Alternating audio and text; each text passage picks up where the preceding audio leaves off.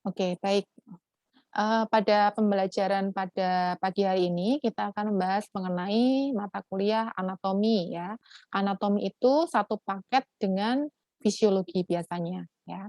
Anatomi dan fisiologi. Jadi jarang apabila kalian misalnya mencari literatur atau referensi atau buku hanya anatomi, itu jarang. Walaupun memang ada. Biasanya satu rangkaian ya, anatomi dan fisiologi ya.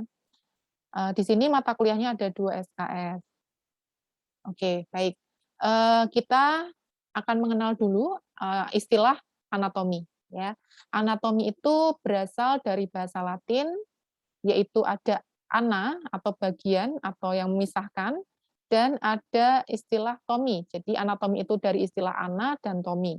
Ana itu bagian atau yang memisahkan, sedangkan tomi itu adalah iris atau potongan, ya. Jadi kalau anatomi itu bagian tubuh, karena kita anatomi itu yang kita bahas di sini adalah anatomi manusia, ya. Jadi bukan anatomi hewan atau anatomi tumbuhan, tetapi adalah anatomi manusia. Anatomi manusia ini kita apa ya? Kita pelajari, ya. Bagian tubuh ini kita pelajari, ya. Bagian-bagian tubuh ini, tubuh manusia ini kita pelajari. Nah, dalam mempelajari tubuh manusia ini bisa per bagian atau per potong-potong atau secara keseluruhan, ya. Nah, itu adalah kalau kita lihat dari asal katanya, ya. Nah, kemudian, jadi anatomi itu apa? Ya, anatomi itu adalah sebuah ilmu yang mempelajari bentuk dan susunan tubuh, baik secara keseluruhan maupun bagian-bagian, serta hubungan alat tubuh yang satu dengan alat tubuh yang lain. Maksudnya bagaimana? Contoh, misal anatomi, di sini kita membahas anatomi manusia. Manusia itu kan tahu ya bentuk manusia itu seperti apa ya. Jadi yang dikatakan oh dia manusia, oh dia tumbuhan, oh dia hewan ya. Hewannya hewan apa? Misalnya hewan serangga atau misalnya hewannya adalah belalang, pasti bentuknya akan berbeda-beda ya. Dulu waktu kita belajar di sekolah biologi pasti tahu ya, oh ternyata bentuk burung seperti ini, bentuk semut seperti ini. Nah, itu namanya adalah anatomi ya. Mempelajari bentuknya ya, bentuknya seperti apa, susunan tubuhnya seperti apa secara keseluruhan ataupun per bagian-bagian. Nah, jadi kalau yang dikatakan manusia bentuknya seperti apa? Ya seperti ini, ada mata, ada hidung, ada mulut ya, kemudian ada tangan, kemudian ada perut ya, seperti ini. Ini namanya bentuk. Nah, inilah yang akan kita pelajari. Jadi, bentuk manusia seperti apa? Ya, secara keseluruhan dari atas ke bawah maupun per bagian. Jadi kita mempelajari anatomi kepala, ya berarti bagian aja, bagian kepala saja. Nah, seperti itu. Nah, itu yang dikatakan anatomi. Nah, ada istilah lain lagi yang mengatakan bahwa anatomi itu adalah ilmu urai yang mempelajari susunan tubuh dan hubungan bagian-bagian tubuh satu dengan yang lain. Ya, contohnya tadi kepala, kemudian ada badan, ya, ada kaki. Nah, itu adalah bagian-bagian. Nah, nanti hubungannya apa antara kepala, badan, dan kaki? Oh, ini nanti adalah satu kesatuan utuh, yaitu adalah manusia. Nah, kalau ada kepala aja, apakah kita bisa hidup? Kan tidak. Ya, semua saling berkaitan. Nah, jadi intinya anatomi itu adalah mempelajari bentuk, ya bentuk. Jadi bentuknya itu seperti apa? Kepala, oh bentuknya seperti ini ya, terdiri dari apa? Mata, hidung. Nah, ini adalah namanya anatomi, gitu. Kemudian, nah ini ya, secara ringkas bisa dilihat. Nah, ini adalah anatomi, ilmu yang mempelajari tentang struktur struktur tubuh manusia. Nah, ini adalah biasanya kalau kita belajar anatomi posisinya seperti ini ya. Jangan dilihat ini ya, parnonya, tapi kita kalau namanya belajar anatomi fisiologi ya harus vulgar seperti ini ya. Jadi posisinya biasanya seperti ini. Nah, seperti di gambar ini ya. Nah, ini ada kepala, ada tangan ya, semuanya pasti sama. Mau dari Sabang sampai Merauke pasti menyebutnya ini adalah kepala ya. Ini adalah tangan pasti sama ya. Anatominya seperti itu dan bentuknya pasti sama ya. Oke. Ini adalah anatomi. Nah, kemudian karena anatomi tadi pasti berkaitan dengan fisiologi, kemudian apa Ibu yang dimaksud dengan fisiologi itu sendiri? Kenapa keduanya pasti saling berhubungan ya? Karena Kalau fisiologi, ya ini kita mengenal dulu dari bahasa Latin, artinya dari kata visi, ya visi dan logi atau logos, ya. Logo atau logos itu adalah ilmu pengetahuan, visi atau visis itu adalah alam atau cara kerja. Ya, jadi fisiologi itu adalah ilmu yang mempelajari faal atau pekerjaan dari tiap-tiap jaringan tubuh atau bagian dari alat-alat tubuh. Ya, jadi fisiologi itu mempelajari fungsi atau cara kerja tubuh manusia dalam keadaan normal. Contohnya apa? Contoh tadi anatomi hidung. Hidung bentuknya seperti ini. Tetapi hidung ini fungsinya buat apa? Nah, kalau sudah belajar tentang fungsi atau cara kerja dari hidung ini, itu namanya fisiologi. Oh, ternyata hidung untuk bernafas ya. Jadi oksigen masuk ke hidung dulu. Nah, ya. Kalau cara kerjanya seperti apa? Fungsinya seperti apa? Nah, itu namanya ilmu fisiologi, tetapi dalam keadaan normal. Nah, kalau dalam keadaan abnormal itu namanya ilmu patologi. Bukan fisiologi lagi, tetapi namanya patologi. Kalau sudah hubungannya dengan fungsi atau cara kerja yang tidak normal. Ya, istilahnya patologi. Kalau yang normal, fisiologi. Contoh lagi, misalnya telinga. Anatominya seperti apa? Oh, berarti bentuknya kalau telinga itu seperti ini. Terdiri dari apa telinga itu? Ada gendang telinga, ya bentuknya seperti ini. Nah, itu adalah anatomi, bentuknya atau strukturnya seperti apa.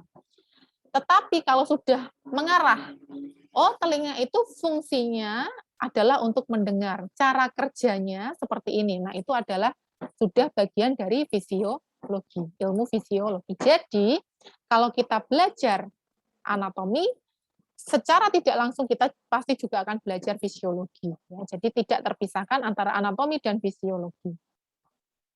Nah, jadi anatomi dan fisiologi kalau kita gabungkan, ya, itu adalah ilmu pengetahuan yang mempelajari tentang susunan bagian atau potongan tubuh, ya, yang dan bagaimana alat tubuh tersebut bekerja atau berfungsi. Ya, ini anatomi fisiologi pengertiannya seperti itu.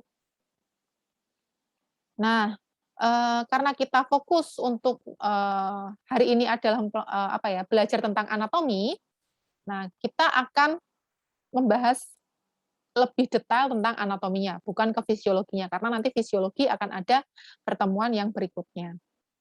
Nah, untuk anatomi sendiri, dipandang dari sudut ukuran yang dipelajari, itu ada dua istilah, yaitu anatomi makroskopik atau gross anatomy, dan anatomi mikroskopik atau histologi nama lainnya. Jadi kalau nanti kalian di rumah sakit atau mungkin di kampus-kampus ya, terutama di fakultas kedokteran atau kesehatan, nanti akan ada laboratorium histologi ya, atau laboratorium mikrobiologi. Nah, histologi itu adalah mempelajari anatomi, yaitu bentuk struktur tubuh tadi, ya bagian tubuh tadi, tetapi secara mikroskopik. Ya, mikroskopik itu adalah kecil. Nah, kalau mikroskopik berarti sesuatu bagian itu harus dilihat dengan alat tertentu. Ya, kalau dulu waktu biologi namanya ada istilah mikroskop. Nah, ya. Nah, jadi seperti itu. Jadi tidak bisa dilihat dengan mata, ya, tetapi harus dengan alat tertentu. Contohnya apa, Bu? Contoh misalnya hidung. Kalau hidung ini bisa kita lihat ya. Nah, hidung ini anatominya seperti ini. Ini bisa kita lihat namanya anatomi makroskopik. Kalau makroskopik itu bisa dilihat ya dengan mata. Tapi kalau sudah mengarah ke bagian yang paling kecil, ya bagian kecil dari hidung, misalnya sel-sel, nah itu biasanya kita sudah mengarah ke histologi karena membutuhkan alat untuk melihat sel-sel atau jaringan-jaringan ya, karena tidak bisa kita lihat dengan mata telanjang ya, seperti itu. Nah, keduanya ini biasanya cabang ilmu yang terpisah namun harus dipelajari secara bersamaan karena masih satu bagian yaitu hidung ya. Seperti itu. Itu kalau dipandang anatomi dipandang dari segi ukuran ya, ada mikroskopik dan makroskopik.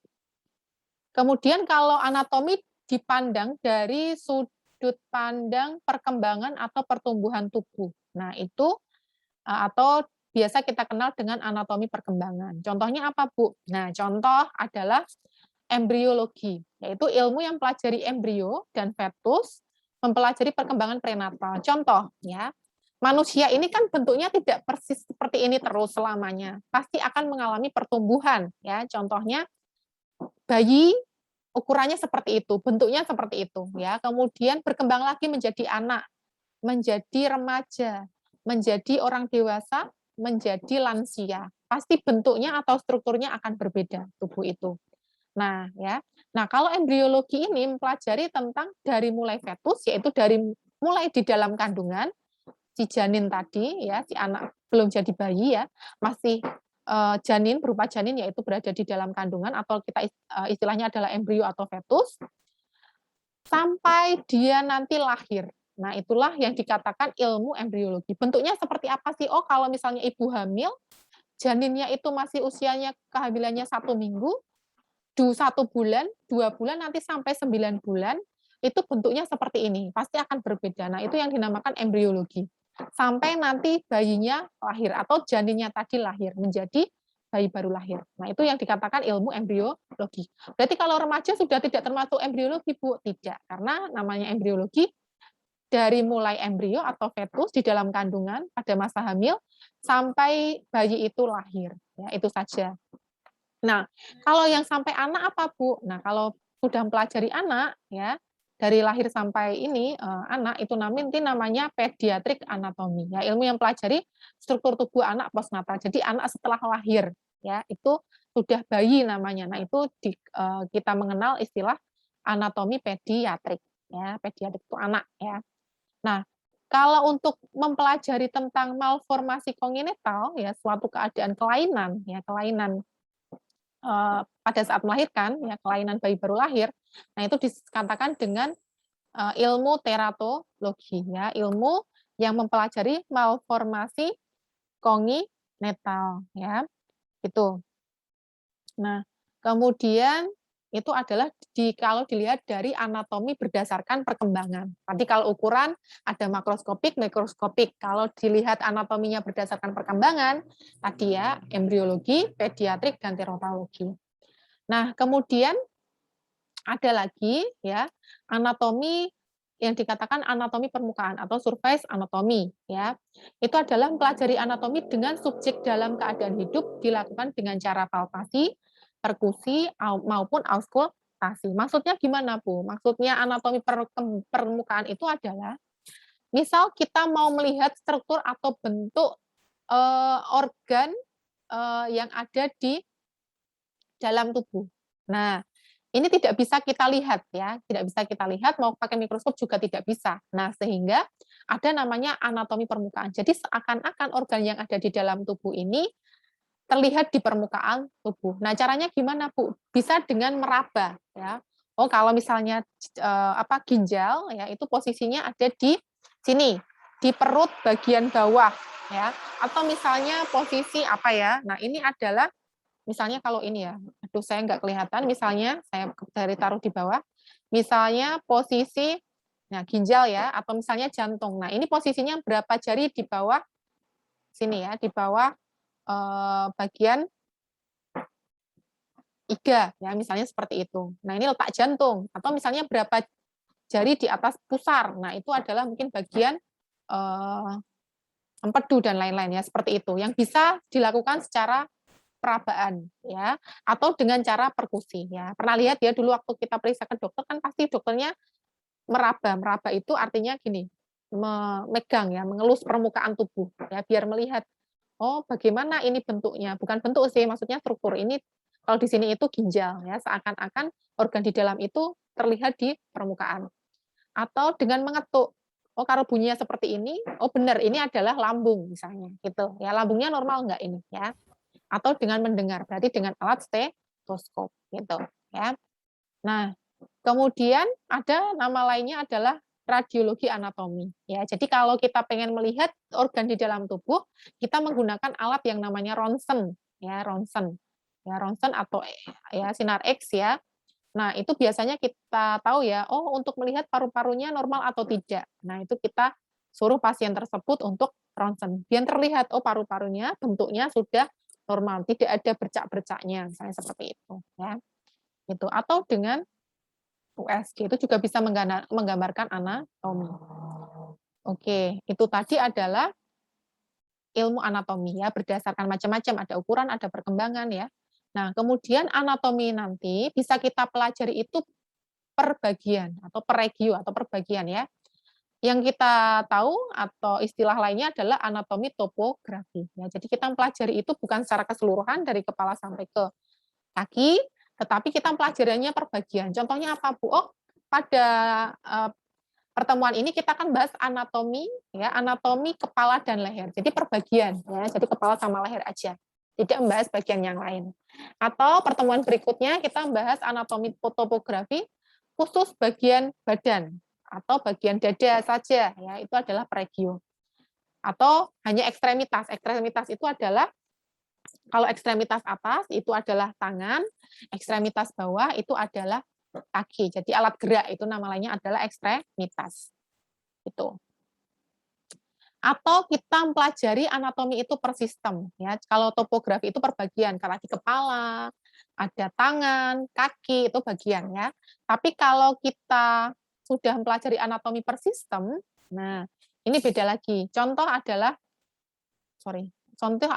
sistem rangka. Jadi kita mempelajari hanya sistem rangkanya saja, ya. Karena manusia itu kan bagian tubuh strukturnya itu kan ada di dalam dan ada di permukaan atau di luar, ya. Contoh rangka, ya, karena manusia tersusun oleh rangka. Nah, bentuknya rangka seperti apa? Nah, kita pelajari di anatomi. Kalau sudah fungsi, nah, fungsi rangka apa, ya, fungsi bagian-bagian rangka apa, itu sudah mengarah ke fisiologi, ya. Kemudian ada sistem sendi, ya, sendi karena kita gerak kayak gini kan pasti ada namanya sendi, ya. Nah, kemudian ada otot, sendi dan otot biasanya jadi satu. Kemudian ada sistem saraf. Jadi kita mau pelajari anatomi itu berdasarkan sistem saraf, ya. Berarti enggak kepala aja. Yang namanya saraf kan seluruh tubuh, ya, tetapi khusus sistem sarafnya saja, ya.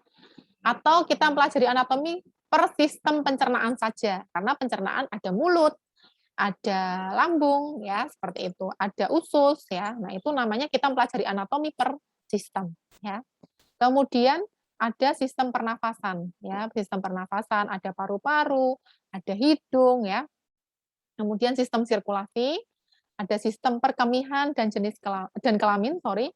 Kemudian ada persistem endokrin, ada kulit, ada jaringan penyambung, ya. Nah, ini kalau kita mempelajari anatomi per sistem. Kayak ini nanti ya, di RPS nanti kita mempelajarinya per pertemuan itu kita mempelajarinya per sistem, ya. Karena pertemuan pertama ya misalnya tentang dasarnya dulu apa itu anatomi. Pertemuan kedua kita sudah membahas muskuloskeletal, berarti kita mempelajari sistem rangka, sendi dan otot, ya. Kemudian pertemuan keberapa kita mempelajari sistem saraf. Nah, jadi kita mau membahas anatomi tetapi per sistem, ya, gitu. Kemudian, nah ini tadi, ada berapa cabang ilmu yang mempelajari anatomi, ya, ada cabang ilmunya. Jadi ilmu yang mempelajari struktur tubuh. Jadi ilmu anatomi itu ada berapa cabang, ya. Ada artologi, ilmu yang mempelajari sendi, ya. Jadi kalau namanya kita belajar tentang sendi aja, oh namanya cabang ilmunya, ya tetap namanya adalah anatomi fisiologi, tetapi ilmunya namanya adalah artologi. Jadi di dalam artologi itu yaitu ilmu yang mempelajari sendi, kita di dalam ilmu artologi itu akan membahas anatomi dan fisiologi dari sendi, ya, gitu. Kemudian dermatologi. Nah, jadi kalau kita ada istilah dermatologi itu adalah ilmu yang mempelajari tentang kulit. Nah, pada saat kita mempelajari dermatologi ini, kita otomatis akan mempelajari anatomi dan fisiologi. Kenapa? Karena kita akan mengetahui struktur atau bentuk kulit itu seperti apa, itu namanya ilmu anatomi. Dan fungsi dari kulit sendiri itu apa? Itu namanya adalah fisiologi, ya. Jadi ilmunya namanya dermatologi, tetapi di dalamnya kita akan pelajari anatomi dan fisiologinya, ya.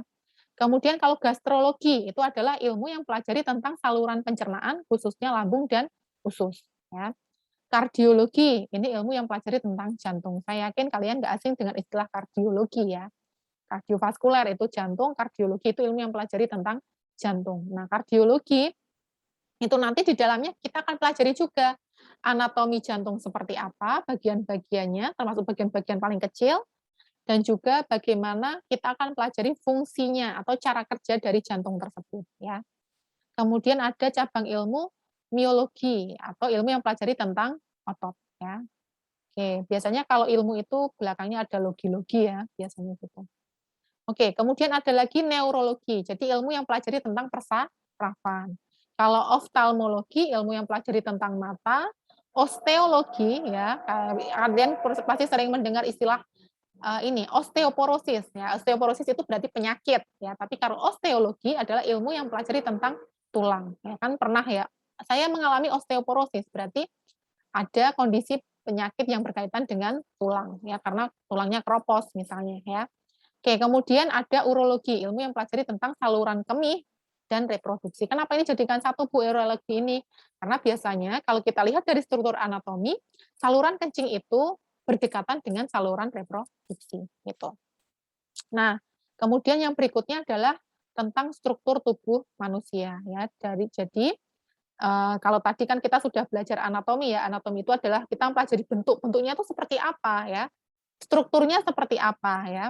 Nah, kalau struktur ya, kalau kita tadi mempelajari anatomi berdasarkan sistem, ada sistem digestivus ya, ada lambung dan juga ada usus. Berkaitan dengan digestivus itu berkaitan dengan ilmu yang pelajari tentang sistem pencernaan ya. Sistem digestivus itu sistem pencernaan. Nah, seperti apa bentuknya atau strukturnya? Nah, anatominya seperti apa ya? Anatomi kan bentuk strukturnya seperti apa? Ini ada selnya ya, di dalam sel nanti akan ada jaringan-jaringan. Ini juga termasuk anatomi. Anatomi apa? Anatomi mikroskopik. Kenapa? Karena kita tidak bisa melihat dengan mata ya, sel itu bentuknya seperti apa? Butuh alat ya. Nah, ini bentuknya sel, kemudian nah, sel-sel nanti akan membentuk jaringan, ya jaringannya seperti ini, ada jaringan tisu, ya jaringan seterusnya, jaringan itu tisu ya, ada jaringan ya, jaringan polos ya, dan seterusnya. Kemudian jaringan saraf ya, kemudian di situ di dalamnya ada darah ya. Nah, kemudian membentuk suatu organ ya, sorry, ini bentuk suatu organ, yaitu yang namanya lambung. Jadi lambung ini nanti terdiri dari sel, jaringan, macam-macam jaringan ya, ada jaringan ikat ya, jaringan saraf ya, kemudian ada darahnya, sel-sel darah juga di situ ya, jaringan epitel ya. Nah, jadi terdiri dari berbagai macam jaringan, membentuklah suatu organ. Organnya apa? Lambung. Nah, dari macam-macam organ, organ itu ada lambung, ada usus, nanti membentuk suatu sistem namanya sistem pencernaan atau sistem digestivus. Gitu ya. Itu adalah struktur tubuh manusia kalau kita lihat dari sistem. Kemudian ada lagi, nah ini penjelasannya ya. Penjelasannya bahwa tadi bagian terkecil tubuh ya, bagian terkecil dari tubuh kita itu adalah sel ya. Nah, di dalam sel ada macam-macam ya, ada protoplasma, ada mitokondria dan seterusnya. Kalau kalian belajar biologi pasti tahu. Nah, unsur dasar jaringan tubuh yang terdiri atas inti sel atau nukleus dan protoplasma dan yang lain ya, banyak kalau kita belajar di ilmu biologi. Sel itu terdiri dari bagian-bagian apa saja. Ya, di dalam sel ada apa saja, terutama ada inti sel dan bagian-bagiannya. Nah, sel-sel ini nanti akan membentuk suatu jaringan. Jadi jaringan itu adalah kumpulan sel khusus dengan bentuk dan fungsi yang sama. Ya, ada jaringan ikat, jaringan saraf, itu berarti kumpulan sel yang dengan bentuk khusus yang mempunyai fungsi yang sama. Akan membentuk suatu jaringan. Jaringan apa saja nanti ya. Kemudian, nah dari macam-macam jaringan ini nanti, kumpulan jaringan ini nanti akan membentuk suatu organ. Ya, jadi organ itu adalah bagian tubuh atau alat manusia dengan fungsi khusus. Contohnya organ apa? Lambung itu adalah organ, usus itu organ juga ya. Kemudian apa ya? Limfa misalnya itu juga organ ya. Paru-paru itu juga organ ya. Dari organ ini nanti akan membentuk sistem ya. Kalau sistem itu adalah susunan alat dengan fungsi tertentu ya. Contohnya apa? Sistem pencernaan. Sistem pencernaan terdiri berbagai macam organ, yaitu dari mulai mulut, kemudian kerongkongan, lambung, usus 12 jari, usus halus, dan seterusnya sampai ke rektum. Ya, jadi itu namanya organ. Kumpulan organ-organ tadi membentuk suatu fungsi tertentu, sehingga membentuk suatu namanya sistem. Sistem apa? Pencernaan, sistem apa? Pernafasan. Ya. Sistem pernafasan itu terjadi dari berbagai organ. Organ nanti di dalamnya lagi, kalau kita lihat terdiri dari berbagai macam jaringan. Jaringan apa saja ya. Kemudian dari berbagai jaringan tadi, ada bagian kecilnya, yaitu adalah sel. Nah, itu adalah struktur tubuh manusia. Nah, kemudian sistem-sistem tadi akan membentuk menjadi satu, yaitu adalah manusia. Jadi manusia ini terdiri dari berbagai macam sistem. Ya. Oke. Kemudian ini tadi penjelasannya, ya sudah tadi dijelaskan. Ada sel, jaringan, organ, dan sistem organ. Kemudian, nah ini penjelasannya ya. Nah, sel adalah suatu unit dasar dari tubuh manusia, di mana setiap organ merupakan regresi atau penyatuan dari berbagai macam sel yang dipersatukan satu sama lain oleh sokongan struktur-struktur interseluler. Ya. Setiap sel dikhususkan untuk melakukan suatu fungsi tertentu. Misal sel darah merah, ya jumlahnya sekian triliun, mengangkut oksigen dari paru-paru ke jaringan. Kemudian di samping sel darah merah terdapat sekitar 75 triliun sel lain yang menyusun tubuh. Sehingga jumlah sel pada manusia sekitar 100 triliun. Ya. Jadi sel ada banyak, ada sel darah merah, sel darah putih ya. Seperti itu. Nah, nanti sel-sel tersebut akan membentuk suatu jaringan ya. Walaupun banyak sel tetapi tentunya akan berbeda untuk fungsinya atau fisiologinya akan berbeda. Bentuknya pun atau anatomi sel itu pasti berbeda. Antara sel darah merah dan sel darah putih ya, itu akan berbeda. Dan fungsinya akan berbeda atau fisiologinya berbeda. Ya, kalau sel darah merah fungsinya untuk mengikat oksigen ya dan seterusnya untuk diedarkan ke seluruh tubuh. Nah, hampir semua sel memang mempunyai kemampuan untuk reproduksi. Jadi kalau sel darah merah rusak, nanti pasti akan ada ini ya, reproduksinya akan diganti lagi, akan membentuk sel-sel baru lagi ya. Secara umum, sel-sel yang menyusun tubuh manusia mempunyai struktur dasar yang terdiri dari membran sel, protoplasma, inti sel atau nukleus. Jadi mau sel darah merah, putih itu pasti bagian pokoknya pasti semuanya mempunyai inti sel, protoplasma dan membran. Cuma nanti akan ada yang membedakannya ya. Gitu. Kemudian ketiganya komposisi kimianya itu terdiri dari air, elektrolit, protein, lemak dan karbohidrat ya. Gitu. Jadi kalau misalnya selnya kita ganti ya caranya gimana, Bu? Dengan konsumsi makanan. Karena kita tahu tadi komposisi kimia sel terdiri dari air, elektrolit, protein, lemak dan karbohidrat. Otomatis itu adalah kita dapatkan dari makanan ya. Nah, ini anatomi sel ya. Kalau kita lihat, kalau kita belajar di biologi ada sel hewan, sel tumbuhan ya. Kita sama dengan sel hewan, hampir sama dengan sel hewan ya. Ini ada inti sel ya, ada mitokondria, ada lisosom ya, ada protoplasma ya dan seterusnya. Nah, kemudian dari sel-sel tersebut akan membentuk suatu jaringan ya. Jadi jaringan itu ada 4 tipe, ada jaringan epitel ya. Ini jaringan yang disusun oleh lapisan sel dan bentuknya antara jaringan epitel dengan jaringan yang lain tentunya akan berbeda ya. Kemudian ini ada jaringan pengikat ya, bentuknya akan berbeda-beda jaringannya. Nah, jaringan pengikat apa nih? Macam-macam ya. Bentuknya akan berbeda. Kalau kalian lihat, nah bentuknya nih berbeda ya. Dan letaknya akan berbeda-beda ya. Di mana saja letaknya jaringan masing-masing jaringan. Kemudian ada jaringan otot, ada jaringan saraf ya. Jadi saraf itu juga akan ada jaringan. Kemudian ada organ ya. Organ itu adalah kumpulan dari jaringan tadi ya. Sehingga dari organ tersebut akan membentuk suatu sistem ya. Nah, kita lihat untuk sistem ya. Sistem ada sistem kardiovaskuler tadi. Kardiovaskuler berarti sistem peredaran darah ya atau jantung ya. Sistem peredaran darah itu kan jantung untuk memompa darah ya. Fungsinya apa? Untuk memompa darah ke seluruh tubuh. Kemudian sistem ya, sistem pencernaan. Organnya apa? Terdiri dari mulut, perut dan usus organnya ya. Misalnya seperti ini dan yang lainnya.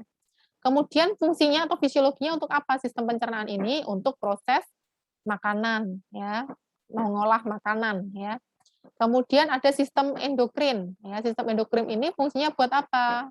Yaitu untuk komunikasi dalam tubuh dengan sistem hormon ya, hormonal. Kemudian ada sistem kekebalan atau imun. Fungsinya adalah untuk mempertahankan tubuh dari serangan benda yang menyebabkan penyakit ya. Jadi kita ada imun kalau kalian mengenal istilah antibodi ya. Sel T ya, sel beta ya, itu adalah apa namanya? Termasuk dalam sistem kekebalan tubuh. Kemudian ada sistem integumen. Nah, ini nanti organnya apa? Ada kulit, ada rambut ya. Anatominya nanti akan kita pelajari beserta fisiologinya. Nah, kemudian ada sistem limfatik ya.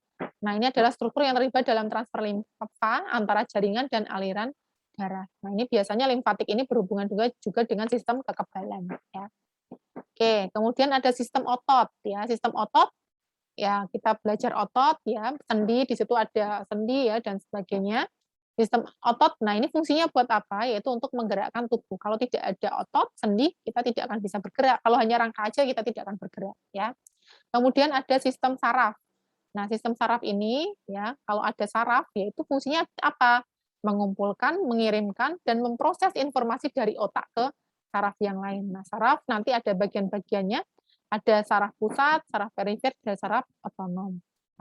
Kemudian sistem reproduksi otomatis berhubungan dengan organ seks, ya, ada di situ ovarium dan seterusnya organ-organnya.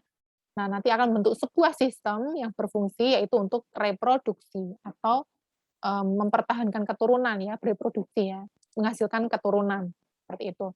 Kemudian ada sistem pernafasan, organ-organnya tadi yang sudah saya sebutkan, ada paru-paru, ya, dan fungsinya adalah untuk pernafasan, untuk bernafas. Kemudian ada sistem rangka yang tadi mempelajari tentang tulang, ya.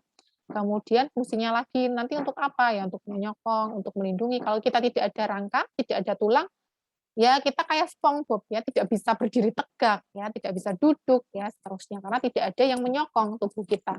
Nggak ada yang menyokong si otot tadi, ya. Jadi harus ada rangka. Kemudian ada sistem urin. Nah, ini ada organnya. Organnya apa? Ginjal, ya. Ginjal itu biasanya hubungannya dengan perkemihan atau urinaria. Nah, itu nanti strukturnya seperti apa? Nah, kemudian cara kerjanya seperti apa ya untuk urinaria perkemihan ya. Nanti otomatis ekskresi ya berhubungan dengan ekskresi, yaitu ekskresinya adalah berupa urin ya. Oke, nah ini tadi sistem tubuh ya ada macam-macam, ada skeletal yaitu rangka, muskularis ya, itu adalah otot ya, otot dan sendi, nervosum saraf, sirkulasi peredaran darah, digestifus pencernaan, pernafasan, urinaria perkemihan, genetalia itu reproduksi, endokrin ya, sistem hormon, dan sensoris ya, sistem hampir mirip dengan sistem saraf. Kemudian nah, ini kelompok menurut fungsi dalam anatomi ya. Kalau menurut fungsi dalam anatomi itu ada pertama adalah sistem lokomotorik ya, bagian yang berhubungan dengan gerak tubuh. Nah, namanya sistem lokomotorik apa? Ini ada hubungannya dengan gerak tubuh ya.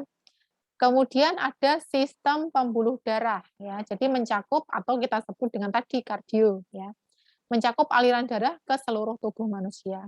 Ada sistem pencernaan, tadi sudah. Kemudian, nah di situ di dalamnya nanti akan kita pelajari ya, enzim-enzim ya. Jadi fungsinya nanti di situ ada enzimnya ya. Kemudian ada sistem pernafasan ya. Kemudian ada sistem urogenital yaitu urin dan juga reproduksi. Sistem saraf tadi sudah saya jelaskan, panca indera. Panca indera ada macam-macam ya. Kemudian ada sistem ekskretorik. Nah, untuk melukiskan kolektivitas organ yang berkenaan dengan ekskresi dari produk buangan dari tubuh. Jadi kalau sistem ekskretorik itu tidak hanya urin ya, yang diekskresikan apa di dalam tubuh kita selain urin yang mau kita keluarkan adalah keringat misalnya ya seperti itu. Kemudian sistem organ atau sistem tubuh ya ini ada macam-macam, ada sistem tulang dan otot, nama lainnya adalah muskuloskeletal. Kalau jantung dan pembuluh darah kita kenal dengan istilah kardiovaskuler. Kalau sistem pernafasan kita kenal dengan sistem respiratori, pencernaan gastrointestinal, sistem kemih nama lainnya sistem urologi, sistem persarafan neurologi, sistem reproduksi tadi sudah ya, endokrin, sistem panca indera, dan lain-lain. Nah, kemudian di sini, nah, skeletal tadi kan artinya rangka. Nah, nanti di anatomi kita akan pelajari rangka. Gimana bentuk rangka? Oh, seperti ini nih. Oh, ini tengkorak ya. Ini seperti ini kalau di dada itu ada tulang apa saja. Nah, ini adalah namanya sistem skeletal ya. Bentuknya seperti apa, letaknya di mana? Misalnya di kepala, bagian anatomi kepala, tengkorak, ada tengkorak ya skeletalnya. Di tengkorak ini ada apa saja? Oh, ini ada tulang pelipis ya, ada tulang air mata misalnya, lacrimalis, ada mandibula ya, rahang bawah, rahang atas ya, maxillaris, mandibularis ya. Nah, itu adalah istilah-istilah anatomi ya. Jadi nanti kalau bahasa medis kita harus kenal sistem rangka. Ya, mungkin di anatomi bukan rangka tapi namanya skeletal ya. Oke, kemudian sistem muskuli. Muskuli itu otot ya. Nah, seperti ini. Nanti kita pelajari otot apa saja, sendi-sendinya apa aja ya yang bekerja. Ini kan fungsinya tadi untuk menggerakkan tubuh. Kemudian sistem nervosum. Nah, nanti seperti ini bentuknya ya. Hubungannya nervosum itu sistem saraf. Nah, kalau saraf hubungannya dengan otak dan juga dengan ini tulang belakang ya. Oke, tulang belakang. Kemudian sistem sirkulasi, yaitu sistem peredaran darah. Hubungannya apa? Ya, yang untuk memompa darah pasti jantung ya. Ini jantung, kemudian diedarkan ke seluruh tubuh. Ya, ini ada biru, ada warnanya merah karena kita istilah ada darah arteri ya, darah vena ya. Darah yang membawa oksigen dan tidak ya. Oke. Kemudian ada sistem digestivus yang tadi, sistem pencernaan, ada mulut ya, hidung, lambung dan seterusnya sampai usus dan rektum. Kalau sistem respiratori atau pernafasan itu kita mempelajari ya, mulai dari hidung, tenggorokan ya, paru-paru, bronkus dan seterusnya ya. Kemudian untuk sistem urinaria dan genitalia ini biasanya jadikan satu ya, sistem reproduksi, sistem boleh dipisah, boleh digabung ya. Kalau dipisah ada sistem reproduksi, kalau di urinaria namanya sistem perkemihan ya atau urinaria tadi ya. Kalau digabung urinologi ya tadi yang cabang ilmunya ya. Nah, kenapa jadikan satu? Karena tadi ya kalau kita lihat ini, nah kan berdekatan ya. Ini ginjal ya, ginjal itu kan perkemihan, ginjal ada ureter, uretra dan dikeluarkan di sini ya. Kalau genitalia sama. Genitalianya mana? Ini kan ada kandung kemih, ini masih bagian dari urinaria. Genitalia ini ada testis, ini kan letaknya berdekatan ya, sehingga kadang dalam pelajari itu biasanya kita gabung juga sistemnya ya. Ini untuk laki-laki, ini untuk perempuan. Kemudian, nah ini istilah-istilah umum dalam anatomi ya. Jadi ada istilah-istilah dalam anatomi ya. Contohnya superior ya. Superior itu artinya adalah atas. Inferior artinya bawah ya. Arterior ya artinya depan ya, depan. Kalau posterior belakang. Nah, jadi ini depan, ini belakang. Saya mau melihat kepala. Nah, kepalanya dari mana? Dari anterior atau dari posterior ya. Terus saya mau melihat anatomi. Nah, dari atas superior atau dari bawah inferior. Kemudian internal itu dalam ya. Jadi organ-organ dalam atau organ-organ internal, internis sama aja. Kemudian ada eksternal itu artinya luar, dextra artinya kanan, sinistra artinya kiri. Eh, contohnya di jantung. Di jantung ada bilik kanan, bilik kiri ya. Bilik kiri ada bilik kanan, ada atrium sinistra, atrium dextra, ventricle di sinistra, ventricle dextra. Sinistra itu kiri, dextra itu kanan ya. Seperti itu. Itu adalah istilah anatomi. Kemudian lateral, lateral itu samping ya. Medium ya itu adalah tengah. Sentral itu pusat, pusatnya di mana ya. Perifer itu tepi, profunda dalam, superficial permukaan, ascendent naik, descendant turun ya. Kemudian ada kranial, kranial itu istilah di kepala, kaudal itu ekor, ventral depan, tapi dalam perut, dorsal itu belakang. Bu, depan tadi kan anterior, oke. Tapi kalau di sini ventral itu istilah depan tapi untuk perut, ya. Dorsal untuk belakang bagian punggung, ya. Istilahnya. Terus transversal itu artinya adalah melintang, ya. Longitudinal membujur. Oke, kemudian longitudinal. Kemudian proksimal, dekat, distal, jauh. Ya, proksimal, distal. Jadi misalnya kalau gerakan proksimal itu dekat, distal itu menjauh. Ya, jadi tangannya kita gerakkan secara proksimal dan distal. Ya, mendekat, menjauh ke arah kepala misalnya ya. Proksimal, tangan ini kita letakkan proksimal, mendekat ke arah kranial, kranial itu kepala, ya, dan menjauh atau distal dari kepala, ya, menjauh dari kepala atau kranial, ya, menjauh dari kranial atau dari kepala.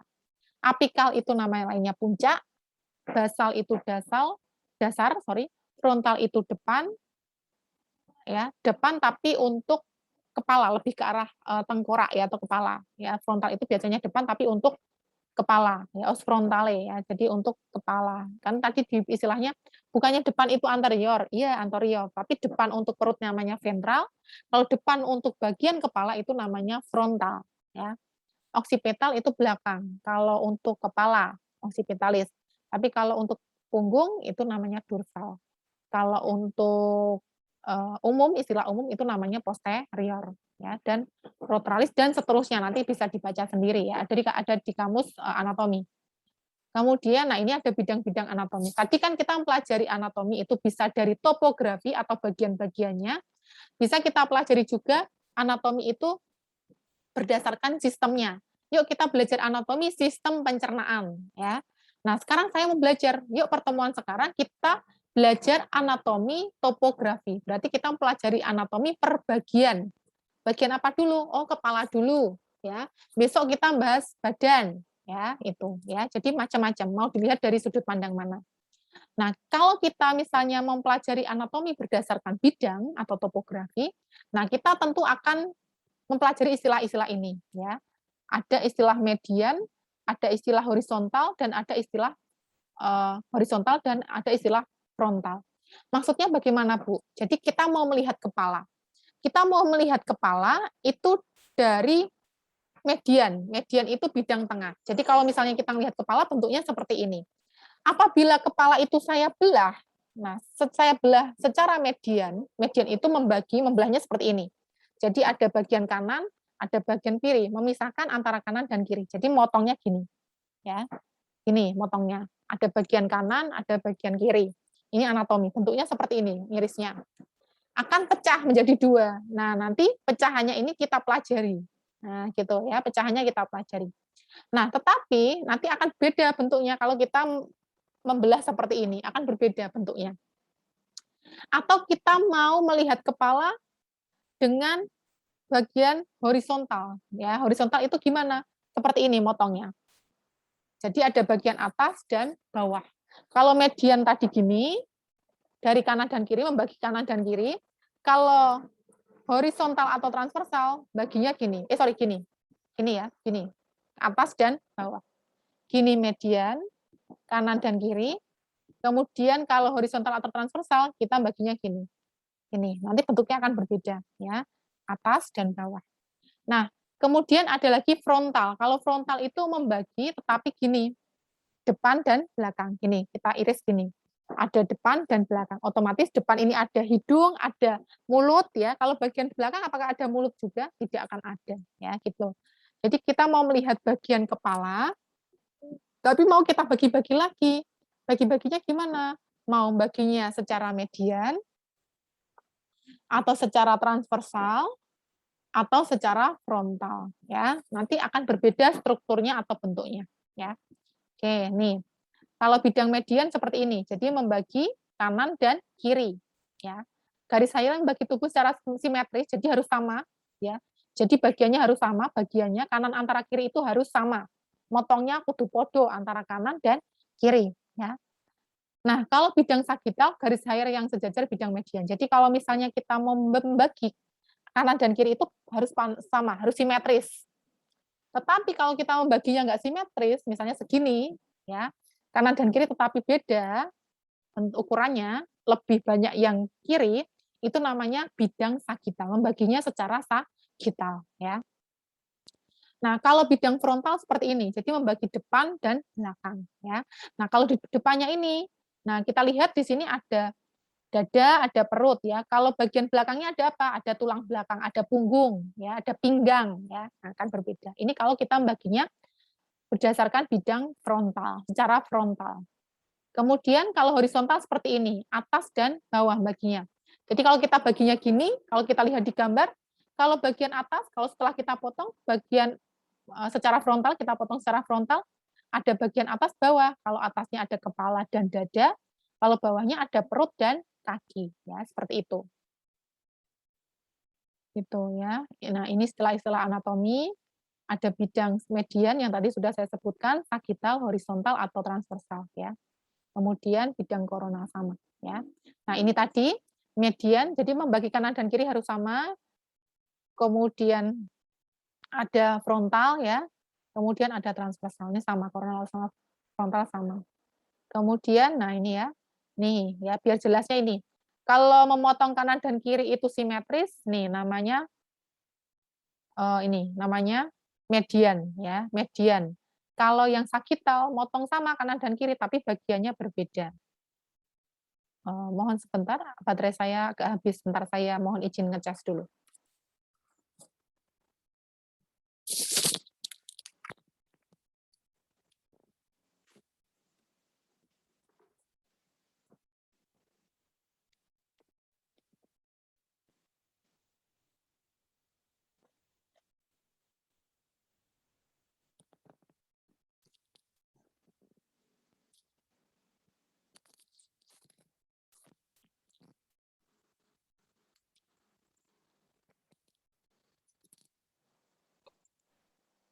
Oke, terima kasih. Saya lanjut lagi. Jadi ini tadi sagital. Nah, kalau median membaginya 2 sama persis, kalau misalnya simetris ya. Kemudian kalau frontal, nah ini tadi ya, membagi antara depan dan belakang ya, garisnya yang ungu ini. Kalau horizontal atau transversal sama itu membagi atas dan bawah, yang garisnya hijau ini ya. Seperti itu. Nah, sekarang arah ya. Tadi sama sudah saya jelaskan, kalau arah di bidang anatomi ya, ada macam-macam. Ini ada superior atau bagian atas ya. Bagian atas ini ada atau istilahnya adalah kranial, lebih dekat ke kepala ya. Mulut terletak superior terhadap dagu ya. Superior itu apa? Jadi mulut ini terletak superior terhadap dagu. Kan dagu di sini. Nah, ini kan mulut. Berarti kan mulut itu berada di atas atau superior dari dagu ya. Oke, kemudian inferior atau bawah ya. Bawah atau dekat ke kaudal, dekat dengan kaki. Contoh pusar ya, pusar itu terletak inferior atau di bawah pada payudara ya. Oke, kemudian anterior depan, lebih dekat ke depan. Contohnya lambung terletak anterior terhadap limpa. Ya, nanti bisa dilihat ya, karena itu di dalam ya, organ dalam, nanti bisa dilihat di gambar ya.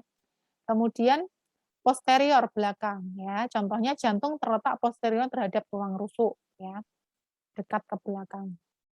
Nah, seperti itu, tulang rusuk kan di depan. Nah, di belakangnya itu ada jantung ya. Karena kerangka itu kan untuk melindungi itu ya, fungsinya untuk melindungi organ dalam juga ya. Kemudian superficial ya, lebih dekat ke permukaan. Contohnya otot kaki terletak superficial dari tulangnya ya. Profunda lebih jauh dari permukaan. Contohnya tulang hasta, pengupil terletak lebih profunda dari otot lengan bawah. Medial atau dalam lebih dekat ke bidang medial.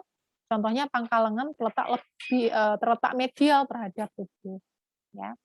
Kemudian ada lateral atau luar, medial itu dalam, lateral itu luar. Contohnya telinga terletak lateral terhadap mata. Ya, telinga itu kan letaknya luar ya, menjauhi bidang median. Kan ini telinga, ini mata ya. Di sini telinga, di sini mata, di sini telinga. Jadi telinga itu letaknya menjauhi mata ya. Ya, menjauhi bidang median. Bidang mediannya kan ini, misalnya bidang median seperti ini. Nah, mata ini ya menjauhi bidang median. Kemudian proksimal, lebih dekat dengan bagian tubuh atau pangkal. Contoh siku terletak proksimal terhadap telapak tangan. Siku terletak proksimal terhadap lengan tangan ya. Siku terletak lengan tangan ya. Oke. Itu kemudian distal itu menjauh ya. Contohnya pergelangan tangan terletak distal atau menjauh terhadap pangkal lengan ya. Oke, kemudian medial sama bidang tengah yang bagi tubuh menjadi dua tadi sudah saya jelaskan ini. Kemudian arah atau kedudukan bagian tubuh. Contoh arenteriol depan ya, bagian depan tubuh. Contohnya lambung terletak anterior terhadap limpa sama ya. Ini tadi seperti tadi bisa dibaca sendiri. Kemudian medial juga sama, lateral artinya menjauh, medial dekat dengan bidang median, proksimal tadi sudah saya jelaskan juga. Superficial juga tadi sudah. Pelantar ya, pelantar itu artinya adalah ke arah telapak kaki. Kalau radialis sebelah arah tulang pengupil, transversal itu artinya melintang, yang ulnarus sebelah arah tulang hasta, volaris itu ke arah telapak tangan. Ini istilah-istilah saja. Oke, seperti itu mungkin penjelasan dari saya. Mungkin ada yang mau ditanyakan? Sama. Makasih, Iya, sama-sama. makasih Ibu. Ya, sama-sama. Saya tutup ya, end meeting for all.